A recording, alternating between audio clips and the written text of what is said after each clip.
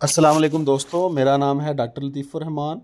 दोस्तों, आज आपको जो केस दिखाने जा रहे हैं इसको कहते हैं बेबीसियोसिस। बेबीसियोसिस क्या बीमारी है, ये क्यों होती है, वलैती जानवरों को क्यों होती है और इसका क्या इलाज किया जाता है, ये सब आपको इस वीडियो में बताया जाएगा। दोस्तों, ये गाय कोई 1 माह से बीमार थी और दिन ब दिन कमज़ोर होती जा रही थी। मालिक ने बहुत इलाज करवाया, लेकिन जानवर जो है वो कमज़ोर भी होता गया और इसको गर्मी भी ज़्यादा लगती गई और ये जानवर दिन ब दिन जो है वो चारा भी कम खाना शुरू कर गया था। तो जब जानवर ने रक्त मूत्रा किया, जिसको इंग्लिश में हीमोग्लोबिन यूरिया कहते हैं, तो हमें बुलाया गया। तो हमने जब देखा, टेम्परेचर इसका जो है वो 105 डिग्री पे था। गर्मियों का मौसम है और साथ में रक्त मूत्रा है, तो ये बीमारी है बबीसिया। रक्त मूत्रा जो है वो 3 बीमारियों में बहुत आम है। एक हीमोग्लोबिन यूरिया, जिसको पोस्ट पार्चुरेंट हीमोग्लोबिन यूरिया कहते हैं, एक बबीसियोसिस की वजह से हीमोग्लोबिन यूरिया, और तीसरा बिस्लरी हीमोग्लोबिन यूरिया। आज हम सिर्फ एक हीमोग्लोबिन यूरिया पे बात करेंगे, जिसको कहते हैं बेबीसियोसिस। इसे उर्दू में शरकन भी कहते हैं, ठीक है, और लाल पेशाब भी कहते हैं। इसमें क्या होता है कि जो चिच्चड़ है वो काट लेता है और चिच्चड़ के अंदर जो जरासीम होता है बबीसिया, वो जानवर के वो लग जाता है और जानवर के आरबीसी तोड़ना शुरू कर देता है। आरबीसी में क्योंकि हीमोग्लोबिन होती है, तो हीमोग्लोबिन जब किडनी से गुजरती है तो किडनी उसको पेशाब के ज़रिए बाहर निकालती है, जिसकी वजह से हीमोग्लोबिन का रंग सुर्ख होता है तो पेशाब का रंग भी सुर्ख हो जाता है। ये बीमारी बहुत जानलेवा है और इसका बर वक्त इलाज किया जाए तो जानवर जल्दी ठीक हो जाता है। तो इसकी इलाज की बात हम करेंगे, मेन फोकस हम इलाज पे करेंगे, क्योंकि इसके डायग्नोसिस, इस बीमारी की डायग्नोसिस आसान है, लेकिन इसकी ट्रीटमेंट थोड़ी सी मुश्किल है। और डायग्नोसिस हर बंदा कर लेता है, लेकिन ट्रीटमेंट में आपने जिन बातों का ख्याल रखना है वो मैं आपको बताऊंगा। ट्रीटमेंट में ज़्यादातर जो दोस्त हैं वो अमीडो कार्ब लगाते हैं, लेकिन मैंने इसमें अमीडो कार्ब का रिज़ल्ट इतना अच्छा नहीं देखा।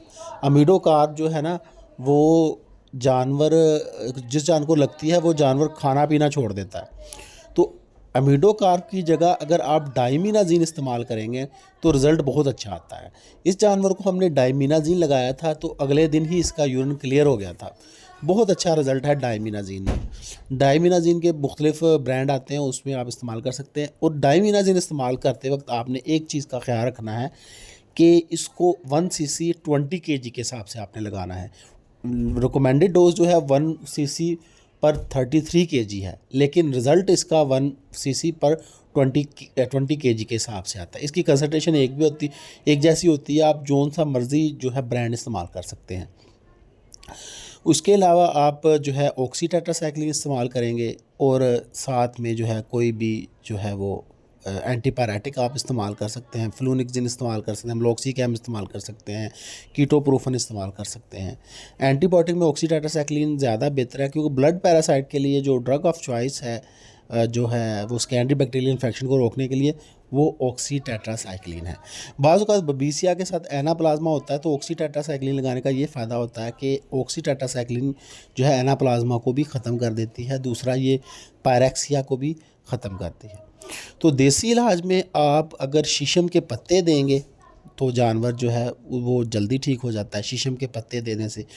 और इसके साथ आप अगर जो है वो आजकल गन्ने का रस जो है वो इजीली अवेलेबल है। आप गन्ने का रस जो है ना वो आधा लीटर अगर डेली देंगे, क्योंकि गन्ने के रस में भी आयरन होता है, गन्ने में भी आयरन होता है, गुड़ भी दे सकते हैं, गुड़ में भी आयरन होता है, तो जानवर ठीक हो जाता है। इसमें आपने जब देखें कि बबीसियोसिस की वजह से क्योंकि खून की कमी हो जाती है, तो जानवर अगर ज़्यादा वीक है तो फिर इसमें ब्लड ट्रांसफ्यूजन भी करनी पड़ती है।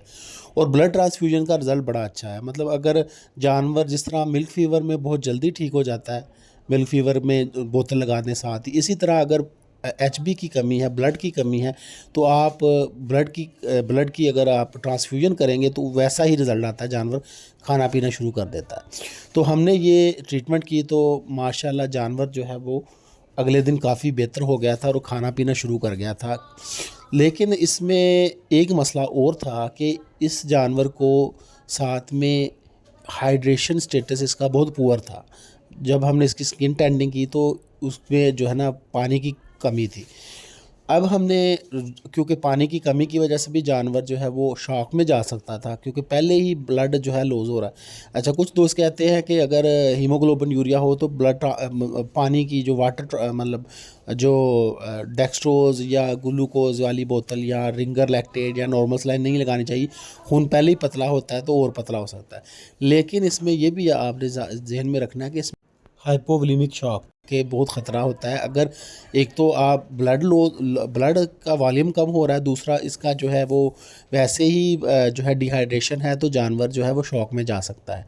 तो इसको हमने असेस करके इसको हमने 5 लीटर जो है ना वो नॉर्मल सलाइन भी IV दी।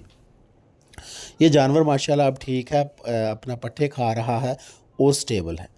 इन चीज़ों का आप ख्याल रखेंगे, इंशाल्लाह आपका जानवर, आप जो भी जानवर ट्रीटमेंट जिसकी भी करेंगे वो ठीक हो जाएगा। वीडियो देखने का शुक्रिया। अच्छा जी, अल्लाह हाफ़िज़।